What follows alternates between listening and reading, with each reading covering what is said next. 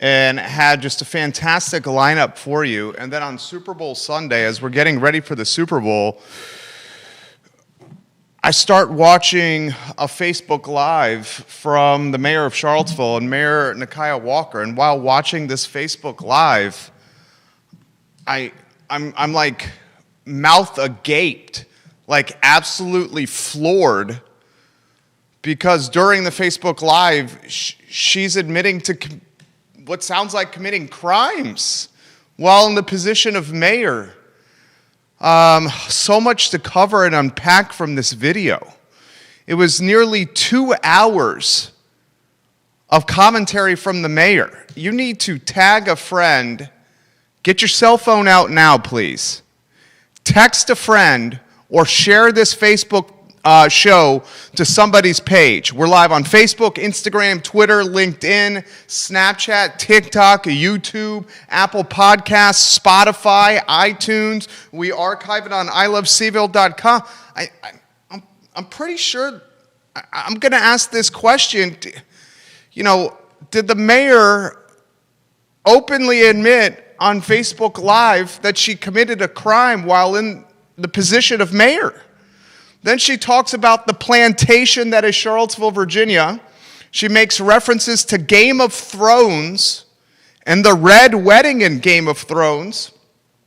She has a one-on-one conversation with Michelle Obama, discusses her importance to her family, really is straightforward with her relationship with Lloyd Snook, Heather Hill, and Sina McGill, and describes the dysfunction that's on Charlottesville City Council.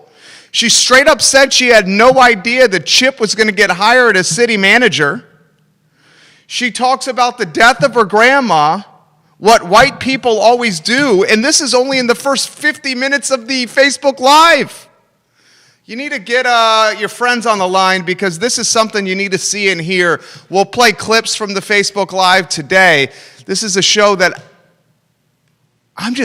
this is where we're at now with leadership in this town, that we're making references to Game of Thrones. We're doing a 2-hour Facebook Live that is discombobulated and completely all over the place. I don't know what to make about it. Give it a like, give it a share, Twitter, retweet it, LinkedIn, send it to somebody's page. We have a good show here. Joe Plantania is going to join us. He's running for Charlottesville Commonwealth's attorney, second term. Keith Smith as well. Judah, 5 seconds and I'm ready to rock and roll.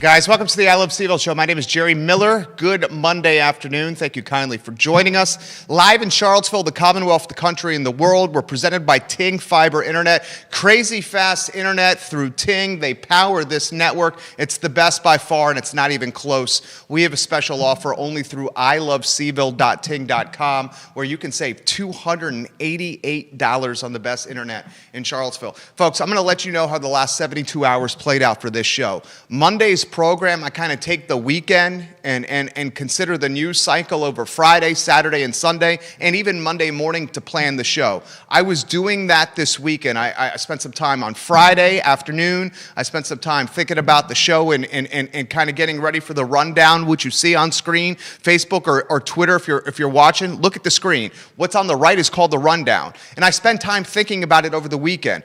As I'm preparing for the show, as I'm looking after my Bambino tray, as we're having a good time getting ready for the Super Bowl, I get a notification on Facebook that the mayor of Charlottesville is choosing to go live. I'm like, well, Super Bowl Sunday, interesting timing. Why don't I take a look? Folks, I got through about 28 minutes of her Facebook Live, and then I texted a couple of friends who follow City Hall closely, and I said, this is absolutely better than a Hollywood script. She went nearly 2 hours in a discombobulated Facebook Live talking about things like Game of Thrones, the Red Wedding in Game of Thrones, the plantation that is Charlottesville, Virginia, the fact that she had no idea about the city manager and who was going to get hired, and how the other 4 counselors went behind her back and made this hire. She talked about what white people always do, her relationship with Lloyd Snook, Heather Hill, and Sina McGill, and how dysfunctional it was. She talked about Lloyd Snook lynching her during this Facebook Live. This is all verbatim from the video. So what I'm going to try to do in the next 18 minutes before we welcome to this program, and you need to tell your friends about the show, tag a friend, get on text message, and let people know what's going on. You haven't read this anywhere. You haven't seen this in the news. You haven't seen it on TV. You haven't seen it in the Progress, NBC 29, CBS 19. No one's reported this yet. After this show, what I'm about to explain to you will be in the entire Charlottesville and Central Virginia news cycle. After this show, what I'm about to explain to you will be in the Richmond Times-Dispatch, the Roanoke Times, the Washington Post. Mark my words, it's not there now. It will be by 1:31 p.m. when we sign off air at 1:30. So this is what I'm going to try to do. It was a discombobulated Facebook Live that was nearly 2 hours, and frankly, I'm not going to subject you to 2 hours of discombobulation. You have a bit more time, than to spend 2 hours listening to this. So what I'm going to do is I'm going to play 6 clips. Here's the rundown that the team and I have been working on. And these 6 clips are going to be done in order so I can kind of give a flip book or a timeline of what's happening. I'm going to set the stage first before playing clip number 1, which is Mayor Walker talking about what she's been doing since 2018. Judah, you should get that clip ready to go. Judah Wickhauer is our director. So the mayor, and I'm giving the Cliff Notes version first, and then I'm going to play it so you hear it from her, what I'm about to talk about now. The mayor has been using a Charlottesville City credit card tied to City Hall, and she's, since 2018, been utilizing that credit card to purchase gift cards in the increments of $25 value gift cards for people in the community that are private citizens. And she is vetting, using her own personal criteria and personal standards, who gets these gift cards. So if a person gives her a good idea or presents a good plan of attack that the city of Charlottesville should be utilizing, she pays them a gift card as a compensation thank you. She literally says this on camera. I swear to God, she says this on camera. We're about to play this. Here's the problem. You cannot use Charlottesville City credit cards to buy gift cards for private citizens and choose by your own personal standards and criteria who gets that compensation. Because it's taxpayers' money. The credit card is taxpayers' money. And I'm going to bring up to your attention Paige Rice and Sherry Ayasheta. We're going to ask you to remember those 2 names, Paige Rice and Sherry Ayasheta. More on that in a second. Let's play the first clip. You will see this in every news outlet after this show is over. Judah, are you ready? Yeah. The first clip, please. Mayor Walker on what she's been doing since 2018. 3, 2, 1. So I get this email, so I go looking for this memo on the 3rd. And it was this 4-page memo from the city attorney that talked about a counselor who was illegally using city funds. Now, before I go into any detail, you don't have to be a reader of any time in history that you understand what plastering on the front page of any paper, but especially our Daily Regress, that there was an internal investigation, and I don't know how that investigation went because nobody interviewed me about me because it said a counselor, but it was me, misusing funds. A conversation that by the time I had found out had been going on for 2 months, and had already involved the prosecutor, Joe Platania, in deciding whether he would prosecute me. That was after the whole city manager thing, which we're going to get to in a second. But what did I do? Speakers come and speak, typically about how to infuse equity in the conversation, and I pay them. Community members come up with solutions that people who are making 60, 70, 80, 90, 100, $200,000 can't come up with, and I give them $25 gift cards for every hour that they spend and devote to helping us heal this community, right? Bringing the people in who can be a part of the solution, instead of keep paying some of the same people who have perpetuated the current state that we're in. That's what I'm guilty of. I've been doing that since 2018. Okay, so that's the first clip I'm going to relay to you. And I'm going to do this in straightforward fashion. I'm just going to present the evidence to you without any opinion or anything along those lines. I'm presenting to you and nothing more. The second clip, before we get to the second clip, I would like everyone who's watching this program to please remember Paige Rice. This is what I'm about to relay to you was research from a number of media outlets, including coverage from the Daily Progress. If you remember Paige Rice, she was the former Charlottesville Clerk of Council, the Chief of Staff for council in Charlottesville. She was handed a 6-month suspended sentence in July of 2019 after pleading guilty to misdemeanor embezzlement charges. Misdemeanor embezzlement is what she pled guilty for. This was, in a nutshell, over an iPhone and an iWatch. An iPhone and an iWatch were purchased for roughly $766. After Paige and Charlottesville City Hall parted ways, Paige kept the iWatch and the iPhone. In fact, she transferred the iPhone from one plan, which I believe was an AT&T plan, to a Verizon plan. Okay? So she kept a watch and a phone that were city issued and owned by the city. Long story short, Brian Wheeler, Director of Communications, was trying to get this back. It was a little back and forth. She said, I don't have it. I paid for the watch, yada, yada, yada. Long story short, Charlottesville decided to bring charges against her for $766.98 over a watch and an iPhone. I also would like for you guys to remember former Charlottesville Registrar Sherry Ayasheta. Sherry and former electoral board member Stephanie Commander faced charges for using city tax money to cover up city-issued phones for Ayacheta's husband, Pat Owen, and Commander, neither of whom held positions with the city at the time. So here are 2 examples. The reason I'm presenting these examples to you is because these examples are in the same stratosphere of using city funds for purposes that are not the right intent. Okay? Paige Rice took a phone and an iWatch. Despite not being employed by the city, she took it and she kept it. That's illegal. You can't do that. Ayacheta and Commander used city taxpayer money to set up a phone plan. Okay? This is illegally using funds of the city or are doing things the wrong way.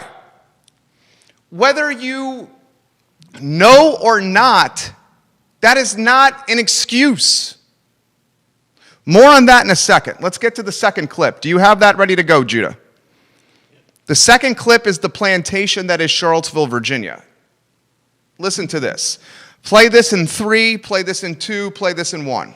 But what was so alarming about this is that I had just recently talked to the director of finance because I was having issues buying gift cards. I called the bank, then I sent them an email, called them, say, hey, Chris, I can't purchase these gift cards. And Chris said, oh, let me check that out for you. Well, according to this later email I got that's dated December 8th, when apparently my questionable credit card charges started being a thing that could possibly be prosecuted, that Chris was very much a part of, my email to Chris said, Chris, if you thought I was doing something wrong, why didn't you just tell me? And now we're going to get, you see this face, this black, you see I'm speaking to you aggressively right now. Same tone. It's not aggressive. You might not want to hear what I have to say. I'm persistent. You might want me to shut up. But I'm not aggressive. None of them can ever say that I've yelled, cursed at them. Heather can say it.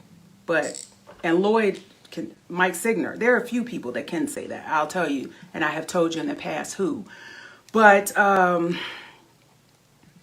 I just called you to say I'm having this issue.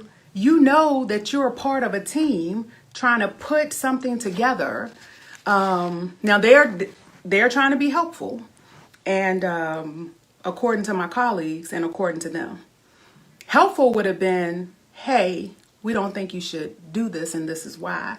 Helpful doesn't mean that you are talking to the top cop, because that's what Joe Platania is, about me, never giving me the opportunity to explain.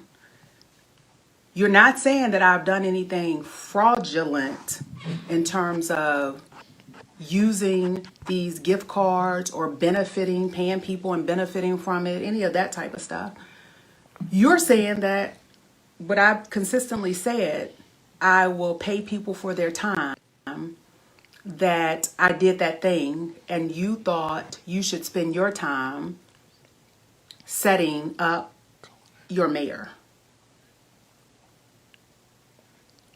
The plantation that is Charlottesville. The most alarming thing about all of this. Okay, so that's the second clip I think that you guys should be made aware of.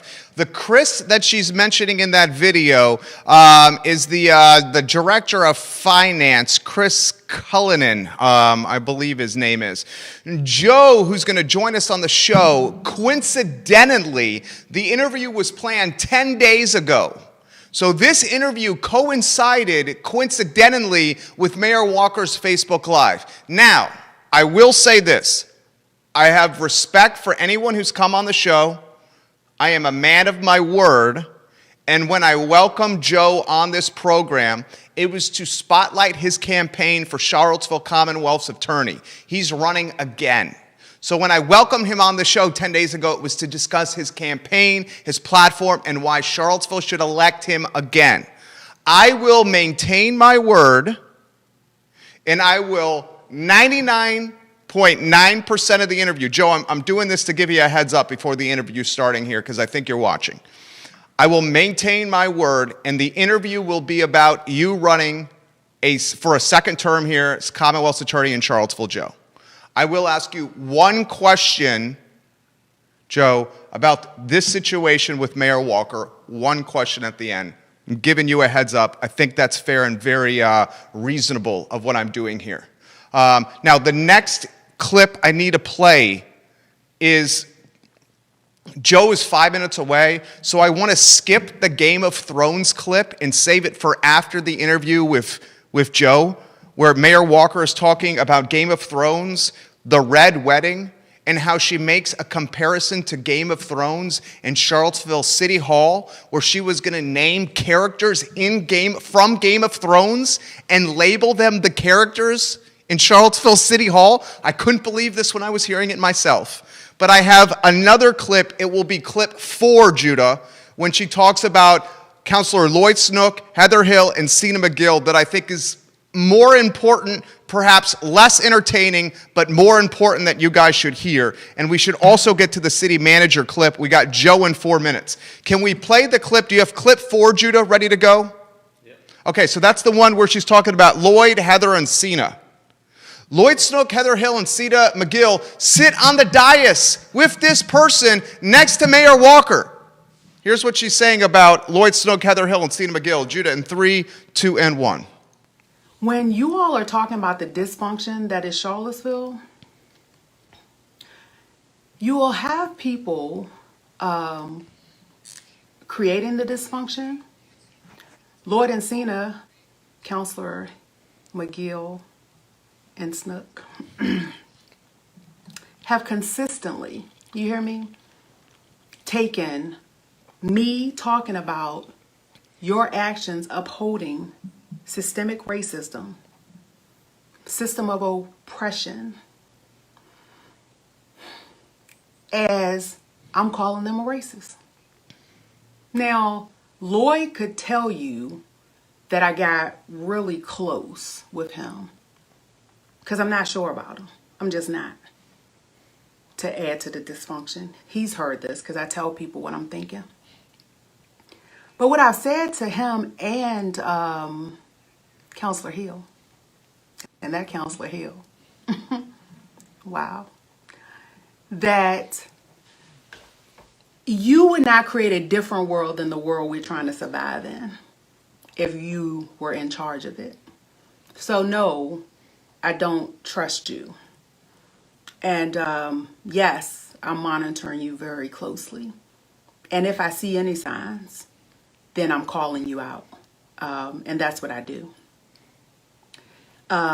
He doesn't like it, and he often says, "You're calling me a racist." Who I did not expect to hear these type of things from is Cena.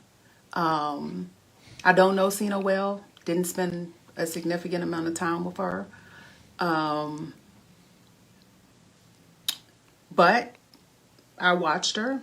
I listened to her just like you all did. I voted for her.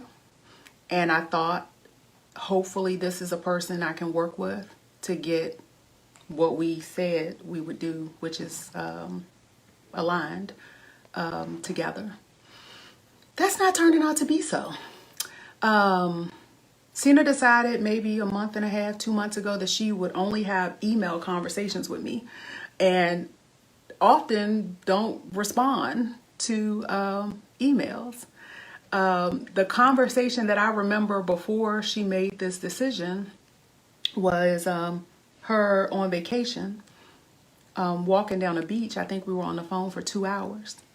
And when she explained, hey, this is some of the concerns people have, if I don't agree, I tell her, but I have always listened.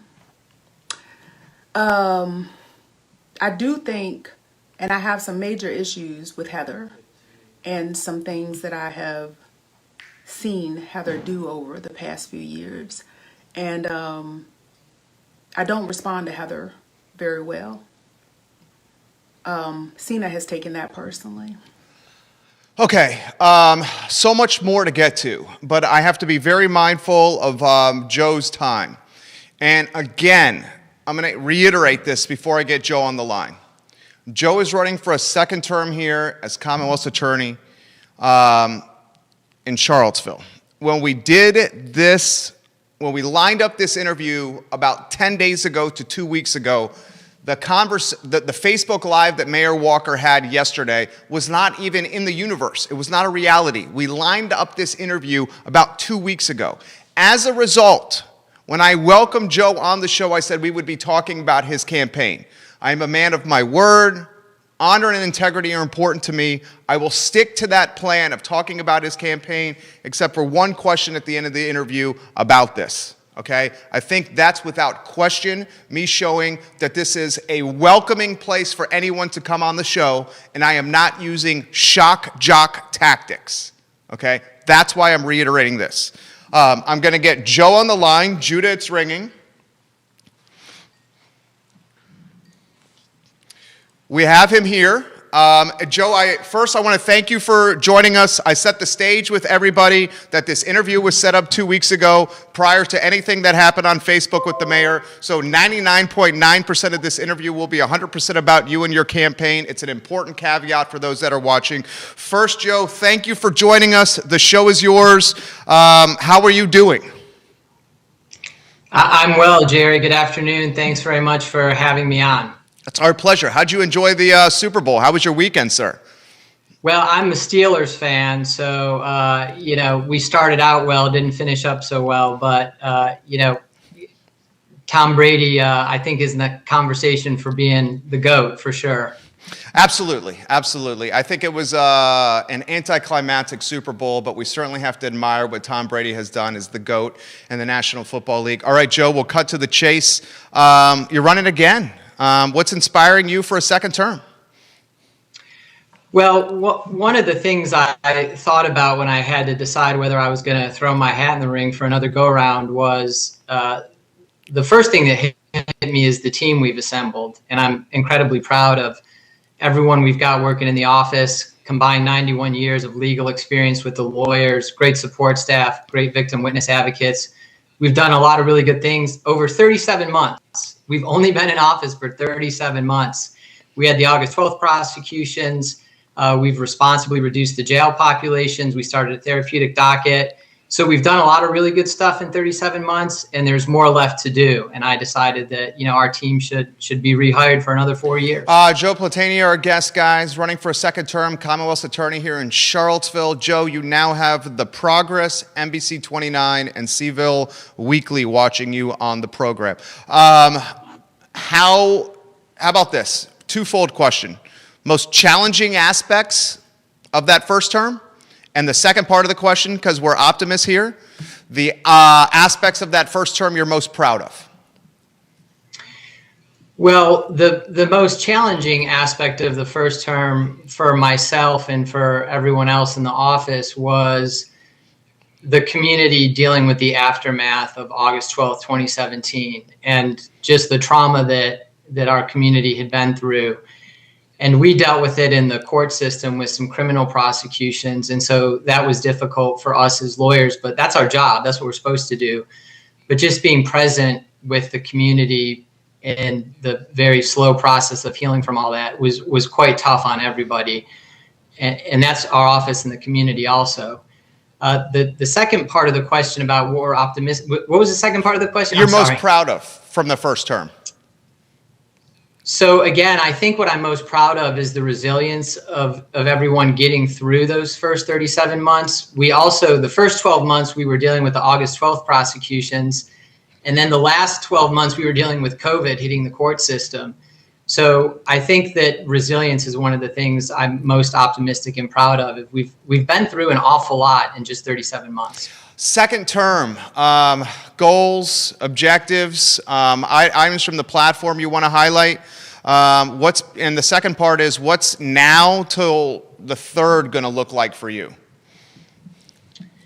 So one of the things that we started doing before COVID hit that I'm a big believer in is community prosecution. And that comes from when Eric Holder was the Attorney General in DC, and he sent prosecutors out into the community to develop relationships with people before they were in court, or before there was a crime, or before they were a victim. So we had done tremendous amounts of outreach as an office. And actually, when the attorneys were evaluated yearly, we had a block for what outreach have you done, and we kept track of it. So COVID has really drastically interrupted that. So I'm very much looking forward to getting back into the swing of getting out face-to-face with people in the community when COVID passes. And then also we're looking at restorative justice as an alternative to prosecution in the traditional path of, going forward with being in court and trying to find some other ways to deal with conflicts between people. We were chatting with Juan Diego Wade, and I asked him, when you're running for counsel, what's the impact like on the family? Like, what's the conversation like with your family? Because they're going to be seeing less of you. And he showed really, a good sense of vulnerability, which I think really appealed to everyone. Same question for you. I mean, so much time spent away from family. How does that conversation even start? How does it go? What's the response to you running again?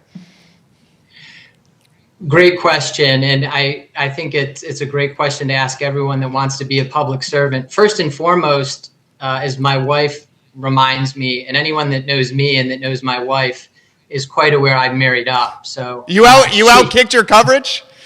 Whoa, by a lot, brother.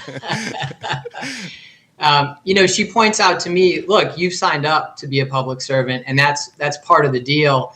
but it certainly is something that your partner and your children have to be made aware of. I've got a 12-year-old and a 10-year-old, and you are away from them and you don't spend as much time with them when you're campaigning and when you're doing the job. So it's important to me personally, I'm not going to judge what anyone else should do, to make sure that they were supportive of it, and they certainly were, and that's important to me. And again, it's part of the job. You have to, if you're a public servant, you have to sort of understand there's going to be some sacrifice. What does your 12-year-old and 10-year-old think Dad does for a living? Do they have any idea at all of what you do? My 10-year-old daughter could care less. I try and engage her in conversations, and she's just like, I'm just going to go paint, Dad. So she just no interest.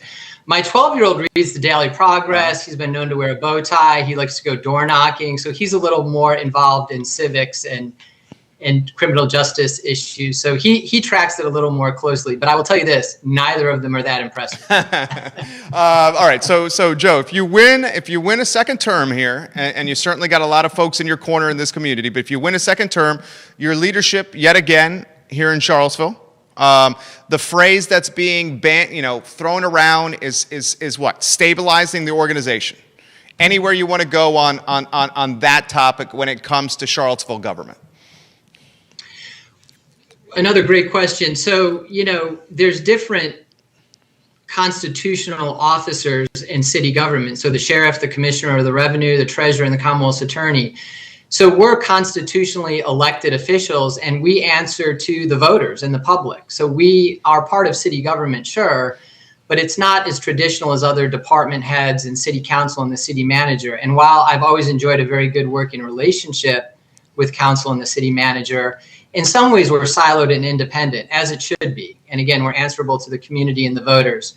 So my focus is really on our backyard at the Commonwealth's Attorney's Office and making sure we don't bring stability to the office, but that we continue the stability that's been there for a very long time, going back to Dave Chapman's 24 years. Great answer. A couple more questions. I know your time is valuable. We're about 8 minutes in. Why do you think folks should vote for you? So I'd like people to check out the website, joeplatania.com, and people should vote for me because of what our campaign slogan is this time around: proven, progressive results. We delivered. And the first term proved it. I'd like to think it did. I don't want to sort of come across as arrogant, and we certainly made mistakes, and there's things that we didn't do right, and I, take responsibility for some of that. I'm not saying there's nothing to improve upon, or that we can't listen to different and better ways to do things. But I'm proud of the record that we've established over 37 months, and I'm very proud to run on it. Multiple questions coming in from folks on Twitter and on Facebook about your take on that parking garage downtown. You have a take on that?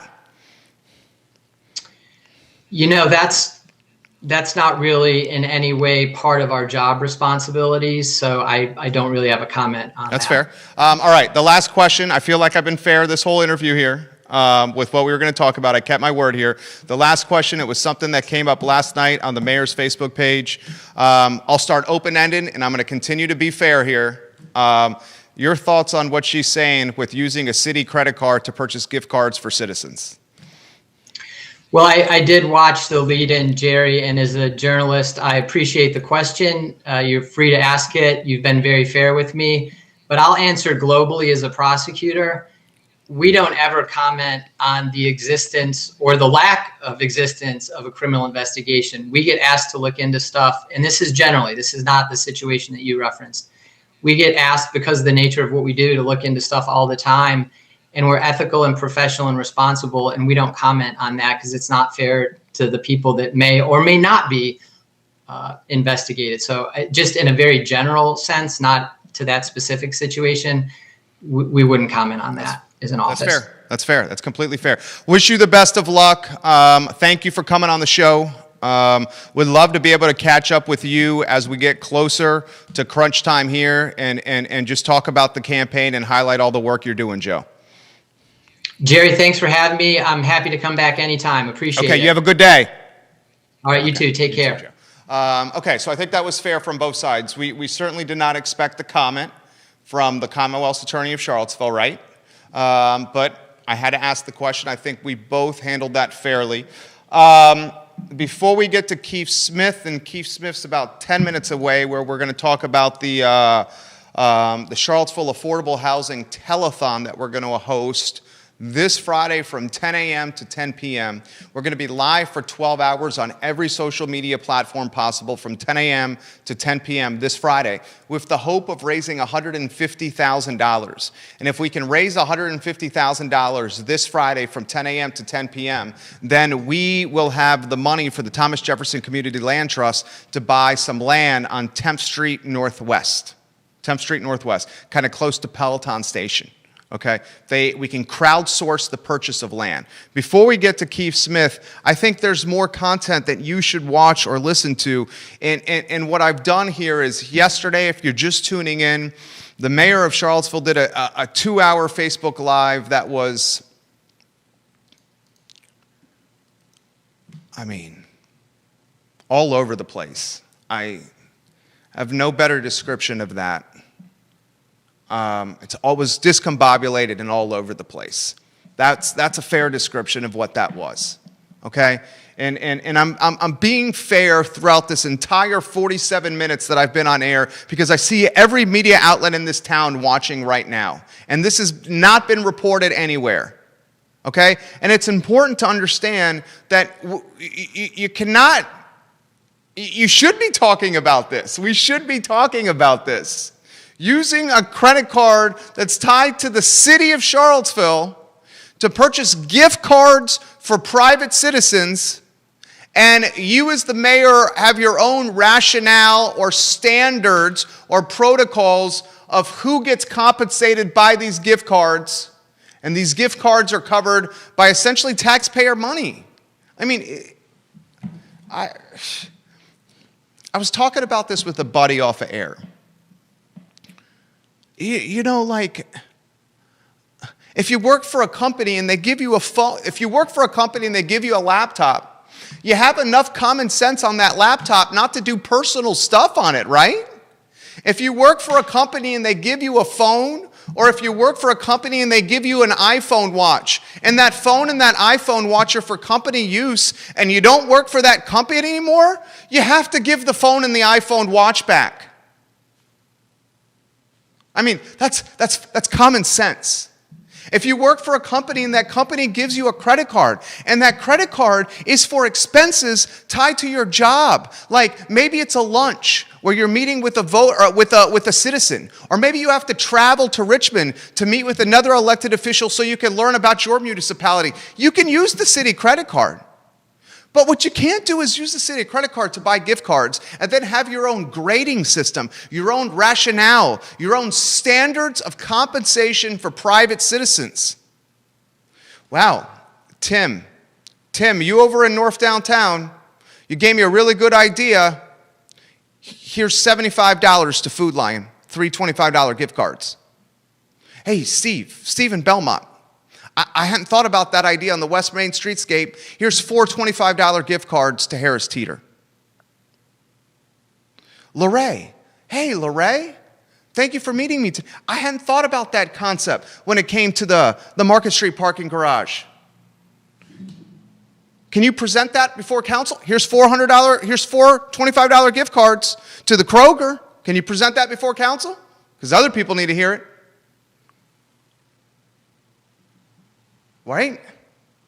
Right? Number 3 clip. Do you have that ready to go?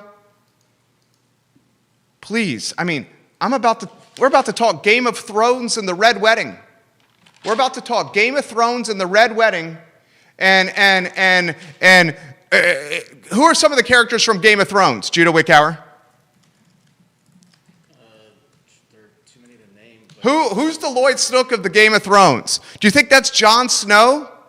Is Eddard Stark going to be the Lloyd Snook? Ramsay Bolton, is he going to be the Lloyd Snook? Robb Stark going to be the Lloyd Snook?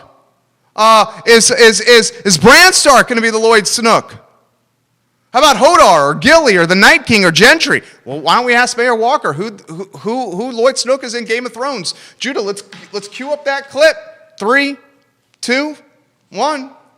Some people think because I talk about race, black women with black children and black family members, all the time. I mean, it's kind of always a part of my life that I don't know how to treat white people.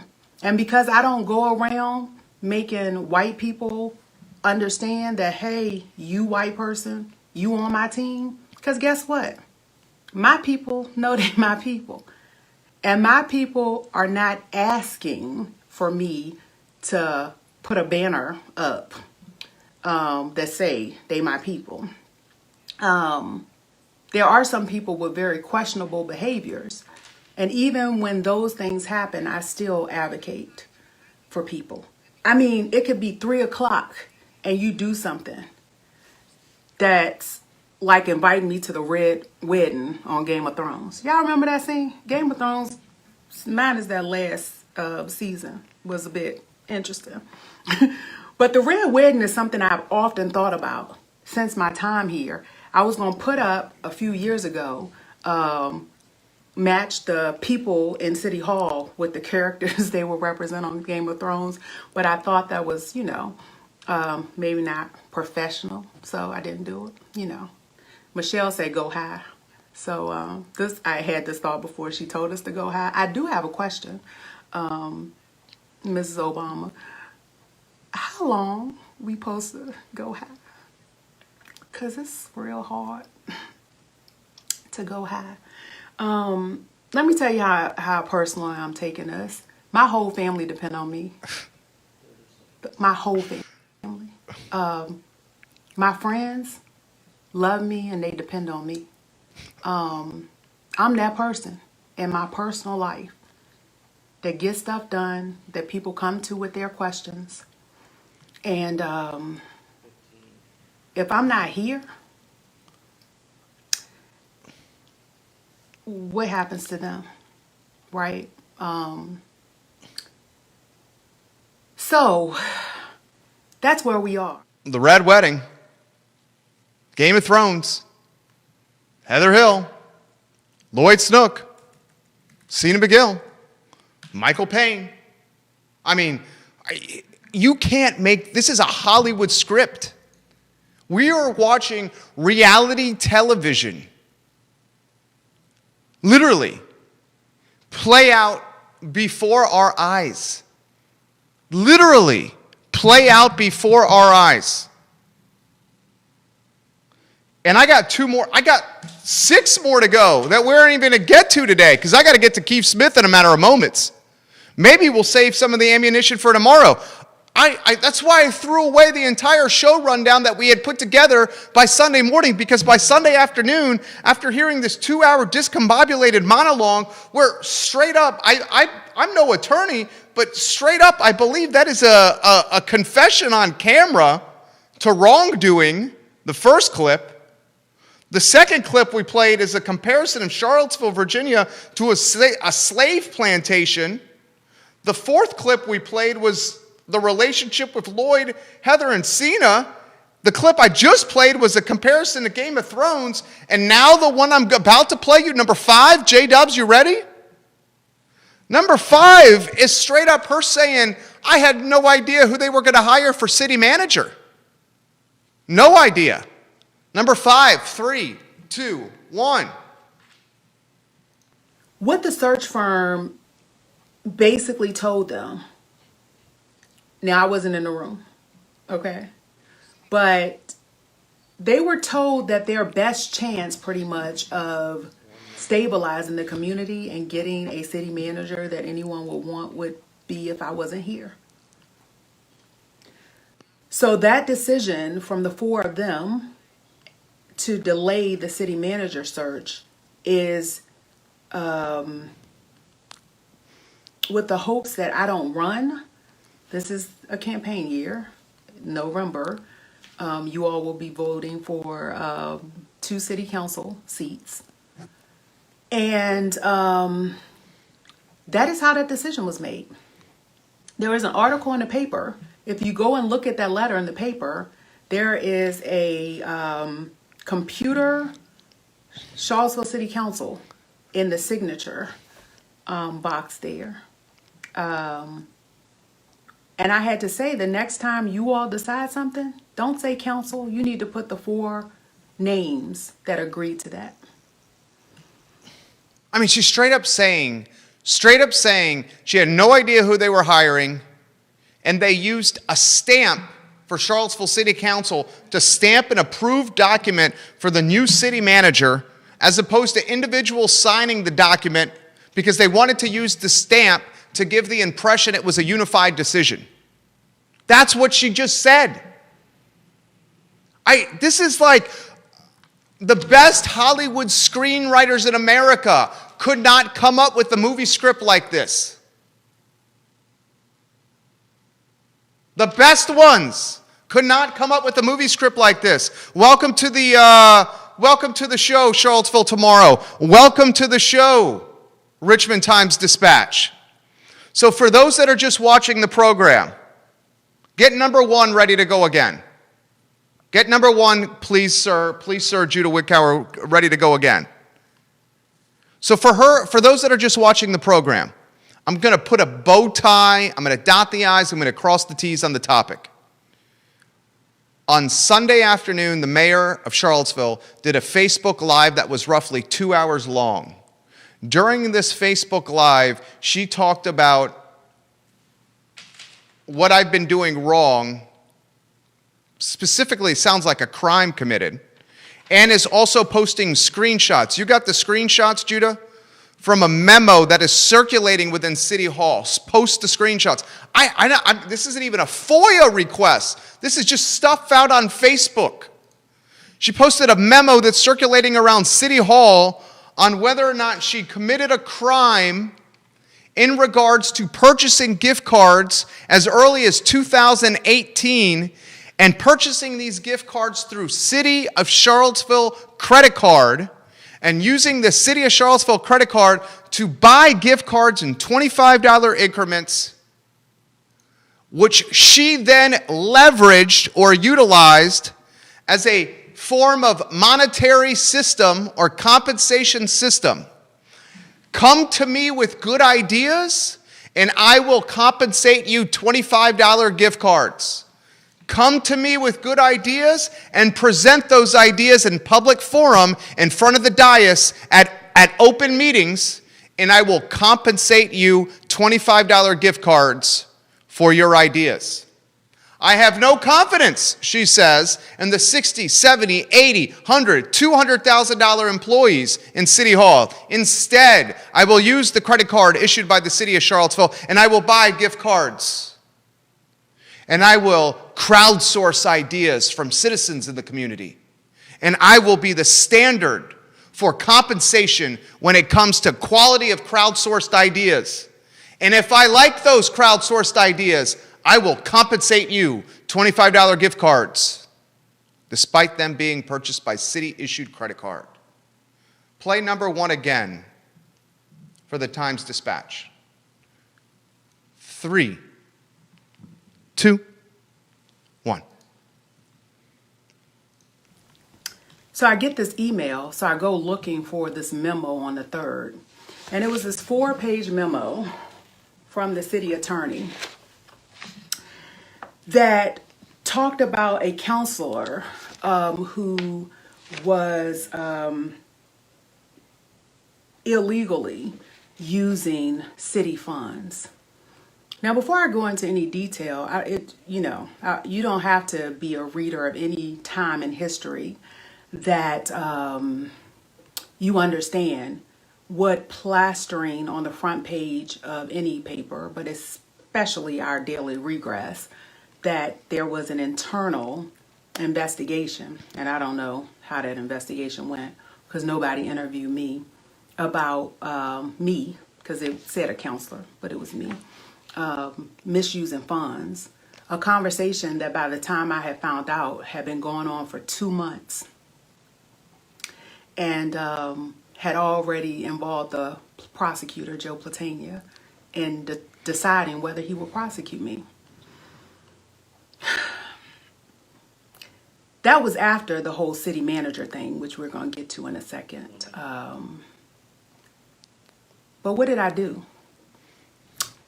Speakers come and speak typically about how to infuse equity in the conversation, and I pay them. Community members come up with solutions that people who are making 60, 70, 80, 90, 100, $200,000 can't come up with, and I give them $25 gift cards for every hour that they spend and devote to helping us heal this community, right? Bringing the people in who can be a part of the solution, instead of keep paying some of the same people who have perpetuated the current state that we're in. That's what I'm guilty of. I've been doing that since 2018. We're going to continue this conversation throughout the entire week on the I Love CVille Network. Keith Smith is going to join us in about 2 minutes. This Friday from 10 a.m. to 10 p.m., we're going to raise $150,000 to purchase a piece of property in 10th Street Northwest. The first crowdsourced land acquisition in the history of Charlottesville. We're going to attempt on Friday as we ask 3,000 people in this community, the Central Virginia community, to donate $50 each. Okay? Those details to come. Before I get to that story and to Keith and the Charlottesville Affordable Housing Telethon, which is on Friday, I want to dot the I's and cross the T's before playing the last clip of the day. Judah, get 6 ready to go, and then we'll get to Keith. I ask everyone that's watched this program to consider this.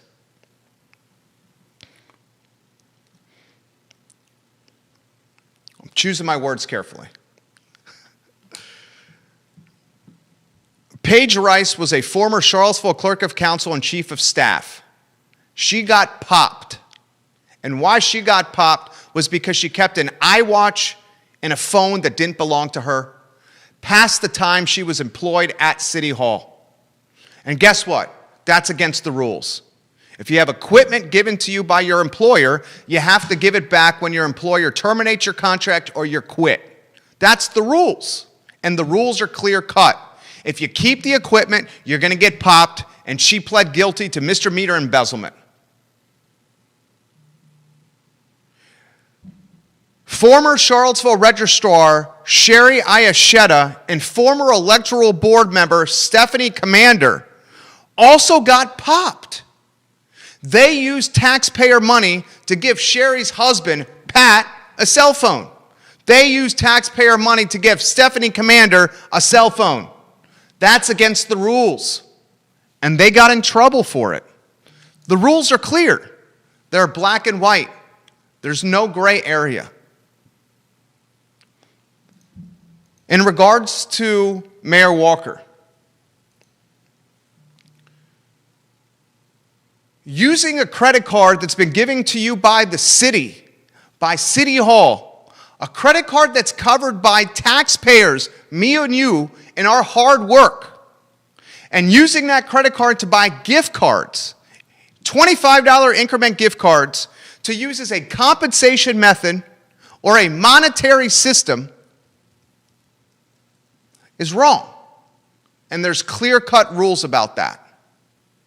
Becoming the arbitrator or becoming the judge or becoming the god of that payment system. You get paid a gift card because I like your idea. Your idea is no good. I don't like your idea. Don't worry, there's plenty of gift cards here. I got this plastic thing, and this plastic thing allows me to get more gift cards. I keep it in my pocket. It goes everywhere with me, this plastic thing. That's wrong. Last clip, number 5. The most devastating thing of all this, in her words. Number 5, J-Dubs, let's do it. You mean number 6? Number 6, thank you, J-Dubs. Let's do it. 3, 2, and 1. Thank you, my friend. I think that is one of the most devastating things of all of this, is as liberal and progressive as we call ourselves, the moment that people are not responding the way you think they should respond, you revert back to what white people have done forever and say, you know what? We'll make this decision that is best for us. All right, guys. I'm going to reach out to Keith. We will carry this topic to tomorrow's show. There's significant comments. I see them. I see them. I see them. I see both TV stations, the daily newspaper and the weekly newspaper watching. And we see the newspaper in Richmond watching as well.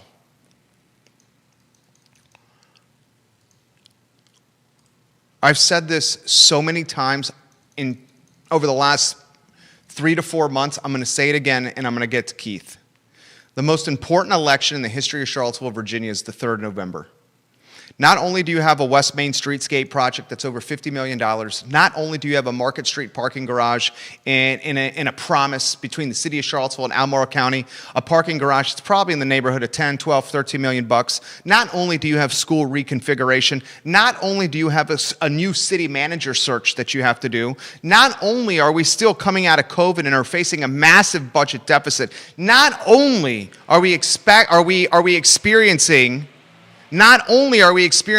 massive affordability issues here. Judah, can you tell our kind leaf blower who we're employing to turn that off, if you could, my friend? Just give him cut that off. We're working hard here. Thank you so much. Very grateful. Thank you, Judah. Thank you. You're a good man. It's the most important election in Charlottesville history.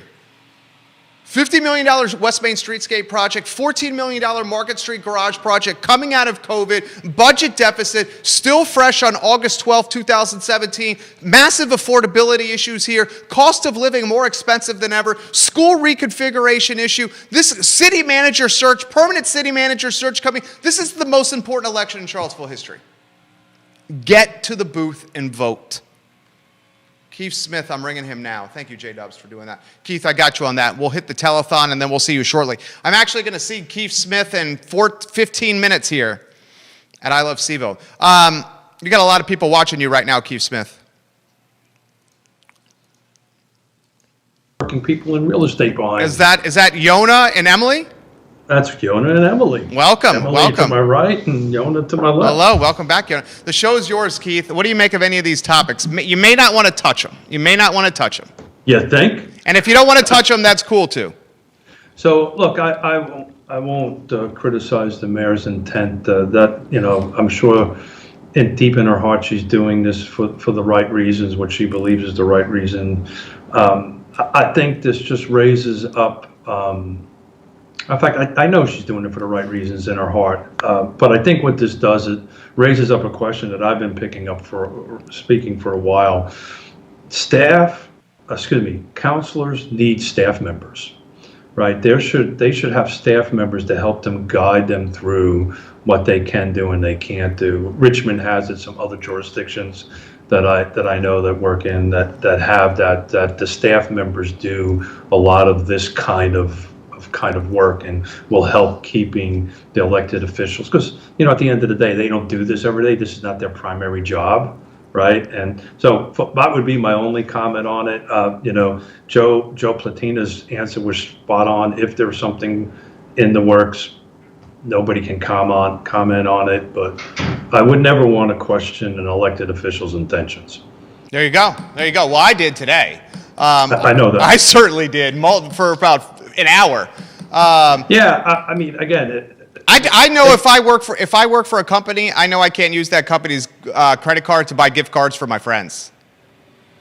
Yeah, but in defense of the mayor, and I might maybe take the counterpoint here, the staff, if the staff members knew what the mayor was using the card for some time ago, that was the time to say, look, Mayor, you realize you can't do this, assuming she can't, right? You can't do this. So in her defense, that's what staff is there for. My question would be, why didn't you say something? And I think that was one of the points she was trying to make. She did. She definitely tried to make that point. All right, telethon on Friday. Oh man, I'm super excited. A little disappointed. Ooh.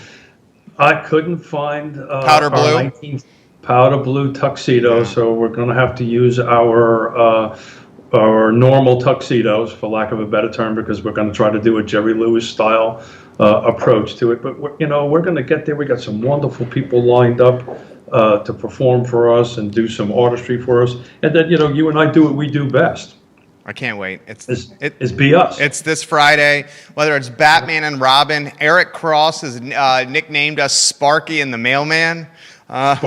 Really? Yeah, that's the new one from it. So, whoa. Time out. Who's Sparky and who's the mailman? I asked him that question, and he says, "Come on, you really have to ask who's Sparky and who's the mailman?" I asked him that question too. He said you were the mailman and I was Sparky. Could be similar to Batman and Robin. Yeah.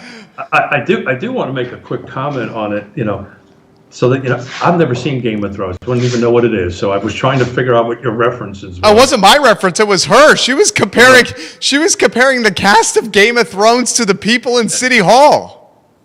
Unless it's Seinfeld, I'm pretty sure not. I couldn't believe it. I mean, I was like watching this, and I know my friend Keith wears so many hats here, and he has such integrity that he's going to choose his words and play it close to the vest on this topic. Okay? He's going to play it very close to the vest on this topic. Still, I'm going to throw this to you anywhere you want to go. I'm sure you were watching the show, right? I hate it when you do Were you that, were you watching the show? Of course I was watching the What show. did you make of some of these clips? Again, you know how I'm going to answer that question. I think the mayor believes in her heart she's doing the right thing, and I get that. I just wish she had staff to help her direct her through this, so she would not get herself into trouble, and ultimately negate the good work she's trying to do. Right? That's the real sad thing here. Is that I think I know I had a couple of one-on-one conversations with the mayor, and they were very warm and pleasant conversations, to be honest with you. So I think her intentions are golden or true, but she seems to be getting herself into trouble because I don't think she has anybody to guide her, right? She doesn't have a Gandalf in her life, right? To help. I'm serious, to help her guide her through this, and that's why I've always been advocate of staff members being attached to one or two, and I realize that the city manager technically is that job, but that particular person has to manage a pretty large organization, and he can't do both, or she can't do both. So there really should be an assistant at that level to help them out. I found in jurisdictions, by the way, that I work in, that there is that. Things are done much more efficiently. Great answer, Keith. Keith, you play that well. Did I? Yeah, you handled that. It's honest. It was from the heart. So. You handled that well. Give me a take, or give me some thoughts on Friday. I also wrote down notes. You handled that well. I knew you handled that exceptionally well. Friday, telethon, 10 a.m. to 10 p.m. I think both of us know that we're not going to get this in between 10 a.m. and 10 p.m. We know that, right? I literally put on my calendar midnight. Yeah, I know. I said that to my wife. I'm like, with me and Keith doing this, there's no way we stay on schedule. So we're supposed to have a meeting here. Right, in 9 minutes, 11 minutes. Which I'm not going to make, by the way, so that I'm running late. Thank you. Somebody called me in late. I won't say who. But the reality of it is, our Susan Steinmart, the executive director for the Land Trust, gave us an agenda of the things, and I kind of looked at it and I go, yeah, that's not going to work. Jerry and I are just going to go blah blah. But I'm looking forward to it. It's a lot of fun. Here's the game here. This is what we're trying to approach here. We're trying to raise as much money as we possibly can, so we can drive this price down of what we're going to build, so we can hit this. Hopefully, I personally want to hit like a 50% AMI, area median income, instead of 80. 80 is our maximum we can go to. We've done 60 over at Nassau. I'd love to drive it down even further to help the folks that are really in need to buy a house. But we're kind of doing this on our own. We don't have any fee. I mean, there's zero. The city just can't afford to give us money to do this. And similar to what we did on Nassau Street, they gave us $240,000 to buy the land, and that money is gone. COVID has evaporated that money. So we're trying to do something. And actually, one of my brother-in-laws, my oldest sister's husband, is an associate producer for Viacom. And his whole world is what you do for a living, the digital platforms. And I asked him, I said, have you know anybody who's ever done this before that has crowdsourced and digitally crowdsourced to raise money this way for this type of thing, affordable housing? Now, if it's true or not is a different story, but he said no, and I would take him on face value. I don't know anybody that's crowdsourced. I don't even know this. I don't know anyone that's crowdsourced the purchase of land, let alone doing it in a social media telethon. Well, that's what I was talking about, the social media telethon Yeah. end of it. He said nobody's ever done that. So, hey, this is a great opportunity to donate. You know, this is a great opportunity to help fix something, $50, whatever you can afford on that end of it. And like you said before, you'll get to drive down the street and say that I'm part of that. And but if we can raise more money than what we're shooting for, we only can drive this price down. And that's really personally what I want to do. My friend, you're a class act. I will see you in a few minutes. I'm a little older than you. You got to give me enough time to walk from my office to your Are you office, riding your so bike over here, or are you walking? I'm going to walk. It's too cold to ride a bike. Okay. Well, I'll see you shortly. Hey, you're A+ people. Well, back at you. Thank you, We'll buddy. see you soon. later. Take Bye. care. It's this Friday, 10 a.m. to 10 p.m. 10 a.m. to 10 p.m. We're going to ask 3,000 people to donate $50 each. If 3,000 people in Central Virginia donate $50 each, we have $150,000. That $150,000 will be utilized by the Thomas Jefferson Community Land Trust to purchase a piece of land on 10th Street Northwest, close to Peloton Station. That land will translate into 5 units of affordable housing tied to AMI. It's the first crowdsource land acquisition in the history of Charlottesville, Virginia, and it happens this Friday. I'm hoping that 3,000 of you guys give $50. You drive by that land 18 months from now, and you could say, I contributed to those 5 units and helped make these 5 units affordable for families that need them. And that's worth something. That has value. That has value. That's called being a community steward, a conscious capitalist, a social entrepreneur, just being good-hearted and giving back. That's the show. We'll see you tomorrow. My name is Jerry Miller. For Judah Wickhauer, this is the I Love Seville show. You guys have a good one.